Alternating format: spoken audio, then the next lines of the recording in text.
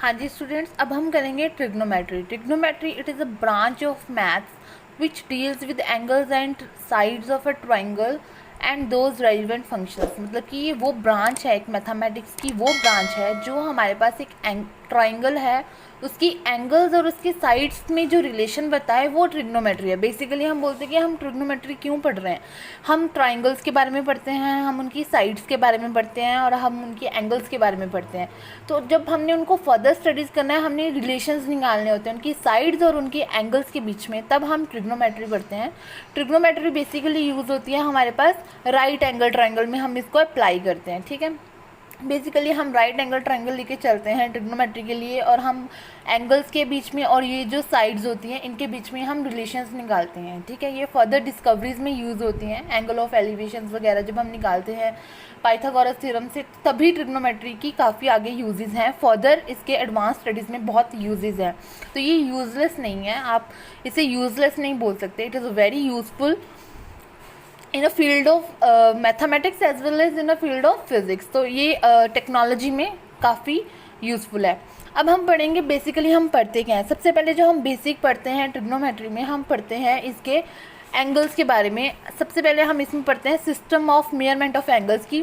क्या सिस्टम है हमारे पास।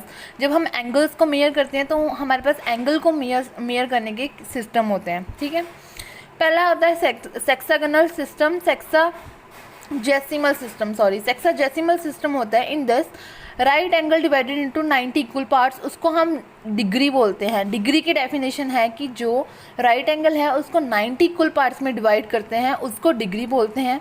एक राइट एंगल में हमारे पास 90 डिग्री होती है। हमें पता है कि 1 right angle is equals to 90 degree, 1 degree is equals to 60 minutes. Minutes को हम डिनोट करते हैं इस साइन से, and 1 minute is equals to 60 seconds. ये हमारा सेक्साजेसिमल सिस्टम होता है एंगल्स का। और देन हमारे पास आता है सर्कुलर सिस्टम।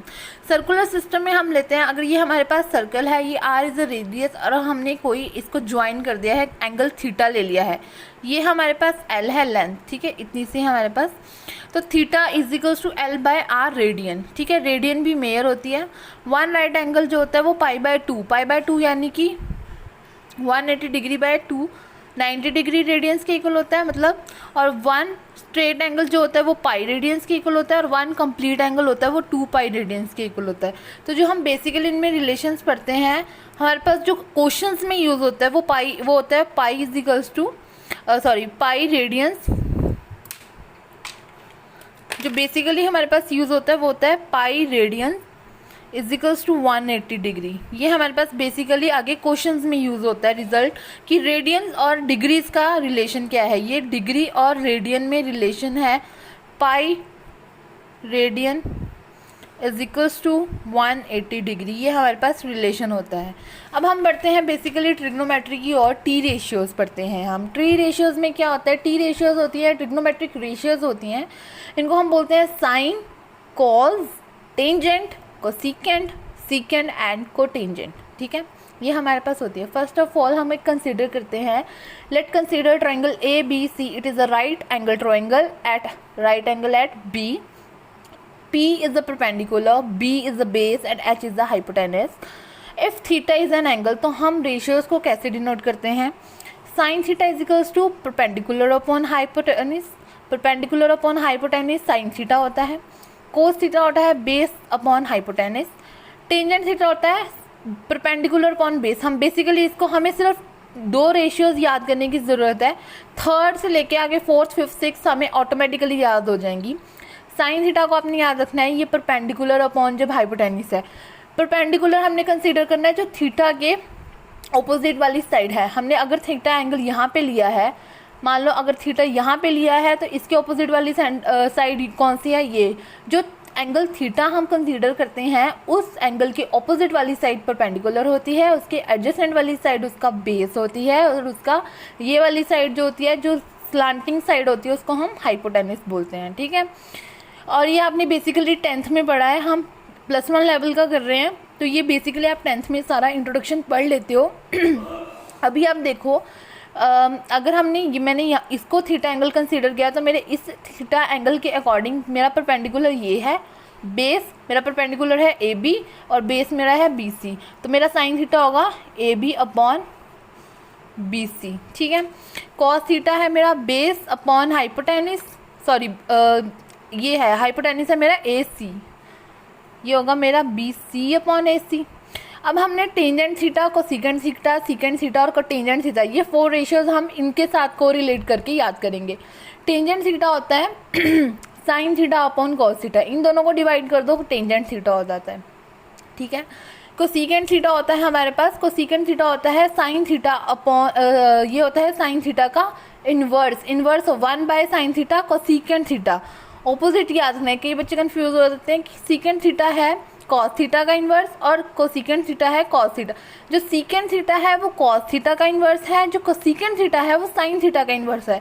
कई बच्चे क्या कंफ्यूज हो जाते हैं कि वो सीकेंट थीटा साइन थीटा का कन्वर्स है ऐसे से आप ऑपोजिट याद रखना कि जो साइन थीटा है उसका कोसेकेंट थीटा के साथ रिलेशन है और जो कॉस थीटा है उसका सीकेंट थीटा के साथ रिलेशन है। टेंजेंट का कोटेंजेंट के साथ रिलेशन है। Cotangent is equals to 1 by tan theta. In this way you can learn all the values.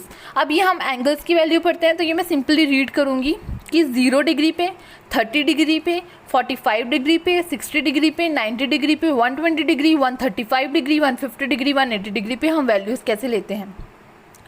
Sine theta पे हम 0 पे 0, हमें सिर्फ एक बेसिकली एक ये याद करने की ज़रूरत है साइन थीटा की वैल्यूज़, बाकी सारी वैल्यूज़ हम साइन थीटा से याद कर सकते हैं।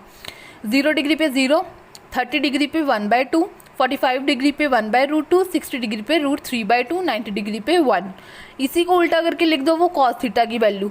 0 डिग्री पे 1, 30 डिग्री पे √3/2, 45 डिग्री पे 1/√2, 60 डिग्री पे 1/2, 90 डिग्री पे 0। tan theta as we know sine theta upon cos theta 0/1 0, 1/2 upon √3/2, 1/√3 divide करके, ये इसका ऑपोजिट है, ये इसका इन्वर्स है, ये इसका, तो ये सारी वैल्यूज आप याद कर सकते हो। फर्दर वैल्यूज जो 120 से लेके 180 डिग्री होती है वो यहाँ से रिपीट होती जाती है। जो 60 की होगी वो 120 डिग्री की होगी, जो 45 की होगी वो 135 की होगी, जो 30 डिग्री की होगी वो 150 की होगी और जो 0 पे होगी वो 180 पे होगी। ये स्केल ऐसे चलता है, 1 को छोड़ के ये वैल्यूज़ इस पे, ये वैल्यूज़ 150 पे और ये, ठीक है। इन this way you can learn all these values.